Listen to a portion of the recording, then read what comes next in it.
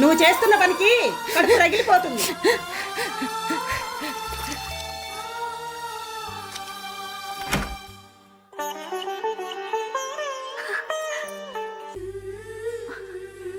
ఏమైంది చెల్లమ్మా, ఎందుకు ఏడుస్తున్నావు? నన్ను కదిలించకండి అన్నయ్య, నేనేం మాట్లాడలేను.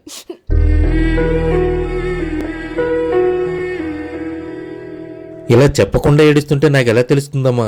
చెప్పమ్మా చెప్పు, లేకపోతే మేమేదో అన్నామనుకుంటాడు మీ అన్నగారు. ఆహా, మా చెల్లి మీద అరుస్తావేంటి? అంటే నువ్వేమన్నా అన్నావా? ఇది మరీ బాగుందయ్యా. నేనేమన్నానని? కార్తీక దీపం సీరియల్లో కార్తీక్ బాబుకి దీపకి పెళ్ళైంది కదా. అది ఎప్పుడో అయిపోయిన ఎపిసోడ్ కదా, ఇప్పుడు దాని గురించి ఎందుకు? అప్పుడు అయిపోయిన పెళ్ళికే ఈ బాజాలు. ఇంతకీ ఇప్పుడు ఏమైందంట? ఆ దీప కార్తీక్ బాబుని ఇంకా మొగుడుగా ఒప్పుకోలేదంట, అందుకే వదిన ఏడుపు. సరే, మరి ఈ దొరికేందుకు అంత సీరియస్గా ఉంది? ఆ బాధలో మీ చెల్లి ఇంట్లో పొయ్యి వెలిగించే ప్రసక్తే లేదంది, అందుకే దీన్ని కడుపు మంట. అంతే, పొయ్యి వెలిగించేదేలే, వంట వండేదేలే. ఇది పరిస్థితి.